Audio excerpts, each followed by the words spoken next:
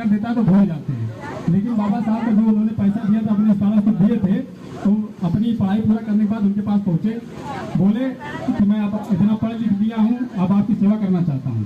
उस समय भाई राजा थे, तो उन्होंने उनको पीसीएस लेवल की नौकरी दी। जैसे आजकल आईएएस पीसीएस होते हैं, आईएएस मतलब डीएम पीसीएस मतलब कोई भी अधिकारी हो सकता है। तो बाबा साहब को उन्होंने पीसीएस लेवल की कोई नौकरी दी।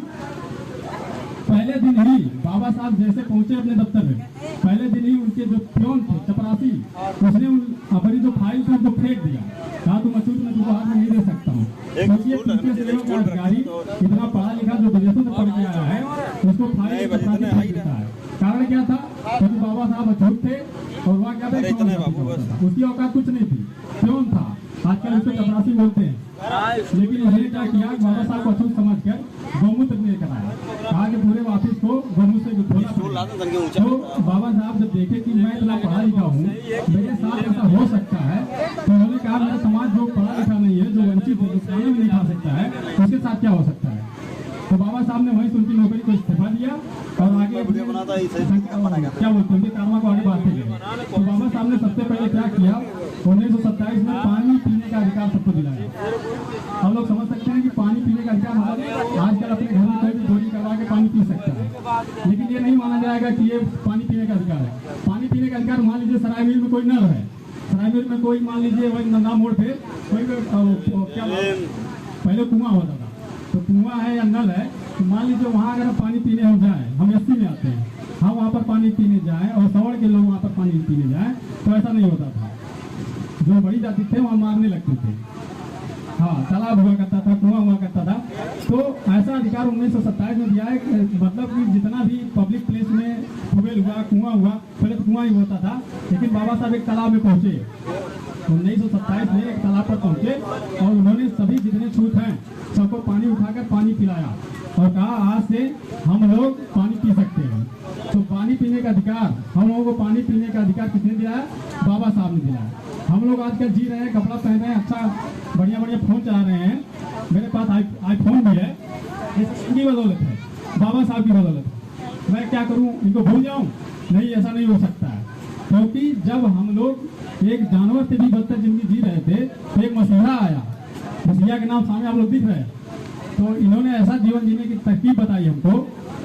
तरकीब वो भी मार झगड़ा में करके नहीं किया। अगर आज लड़ाई करते, अगर मान लीजिए हम यहाँ पर हैं, कोई हमको काट देगा तो हम भी उससे जुड़ जाएंगे, लेकिन हम उससे क्या होगा, खत्म हो जाएंगे, वहीं पर आगे नहीं बढ़ पाएंगे। तो बाबा साहब लड़ाई झगड़ा में विश्वास नहीं किया, उन्होंने शिक्षा पे जोर दिया, अपने आप को इतना आत्मबल बनाया, इतना कॉन्फिडेंस बनाया कि वो अपने आप को केवल शिक्षा में ही झोंक दिए कि तुम अगर मुझे शिक्षा से रोकोगे तो मैं उसको अर्जित करने के लिए जीत पे अड़ जाऊंगा। ऐसा ही हुआ। बाबा साहब ने इतना शिक्षा ग्रहण की कि आज हम लोगों के लिए संविधान लिखा। संविधान एक ऐसी पुस्तक है जिसको हम लोग खाने से लेकर सोने तक जितना भी नियम कानून होता है उस किताब में लिखा हुआ है, और वह किताब ऐसे ही लिखी नहीं गई है। वह किताब जब लिखना हुआ था तो गांधी जी ने कहा कि बिना अम्बेडकर के लिखा नहीं जा सकता है। सब लोगों ने सोचा कि हम लोग लिख लेंगे, लेकिन उनके पास इतनी क्षमता नहीं थी, इतनी सोच समझ नहीं था कि हम लोग कैसे संविधान लिख सकते हैं। तो बाबा साहब को उन्होंने बोला कि आइए किताबत कीजिए। तो बाबा साहब ने उस समय ड्राफ्टिंग कमेटी के अध्यक्ष होते हुए 60 देश के संविधानों का अध्ययन किया।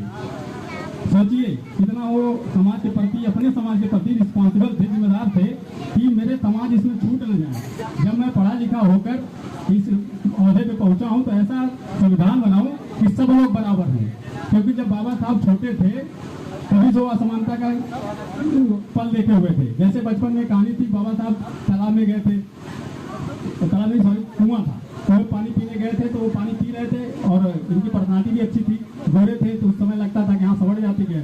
तो एक सवड़ वाला आदमी आया, पूछा कि तुम तालाब कुआं पी रहे हो, तुम्हारे पिताजी का क्या नाम है?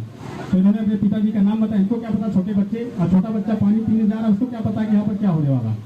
तो बाबा साहब जब पानी पी के आए, पानी पीने गए, तो उसको पता चल गया बातों से जब इनकी जाति के बारे में, तो उसने इनको बहुत मारा। सोचिए एक छोटा आदमी पानी पीने गया, उसको पानी पीने के लिए इतनी मार पड़ी। ये थी पहली घटना। दूसरी घटना क्या थी, स्कूल में गए तो उनको घुसने नहीं दिया गया।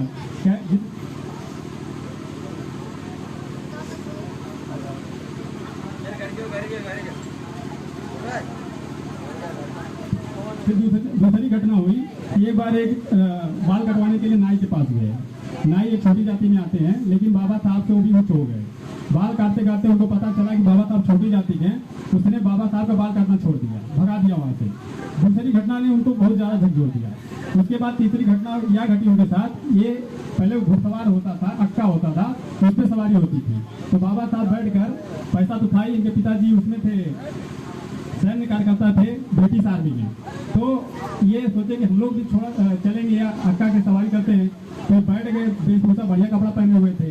तो जैसे जैसे आगे बढ़ते गए, बातचीत होती गई जो चलाने वाला था, तो उसने पूछ लिया कि तुम्हारी जाति क्या है। जाति से उन्होंने बता दिया हम लोग महान जाति में आते हैं।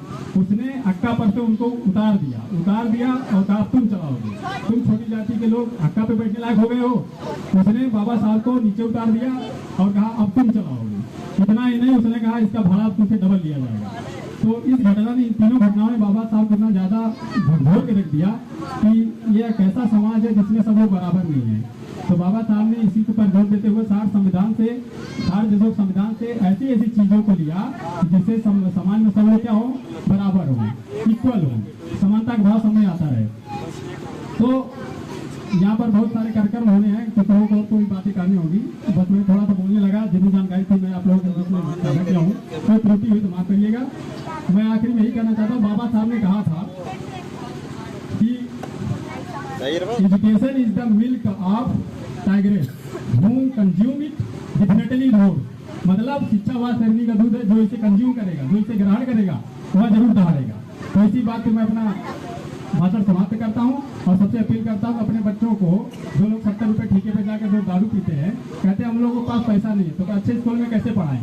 सोचिए 70 रुपये एक दिन का, 2 सीसी 140 दिन का, महीने का 700-1400, 10 दिन का 700, अगर 2 सीसी लेता हो तो 1400, 2100 हो गया उसका महीने का, उसको डबल करने 4200 हो गया महीने का। सोचिए अपने बच्चे की फीस 5 अच्छा तो नहीं देने के तैयार है और कहता हमारे पास पैसे नहीं है। और बाबा साहब कैसे कैसे पढ़ के इतने ऊपर पहुंचे।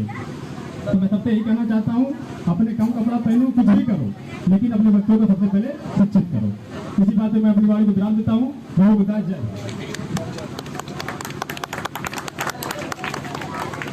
बहुत ही अच्छा, देखिए आप लोग के सामने इतनी बातें बोले, बहुत ही अच्छा लगा हमें। और आप लोग यहाँ पे एकत्रित हुए, हमें बहुत ही अच्छा लग रहा है। आप लोग को सबसे पहले मैं धन्यवाद देना चाहता हूँ। जय हिंद नमोबुद्धाय। मेरे दोस्तों, आप लोग समझ लीजिए कि आप महत्वपूर्ण टाइम दे रहे हैं। आप लोग समझ लीजिए कि आपकी भविष्य बनने की, हेलो, समझ लीजिए कि आपके बच्चों की भविष्य की एक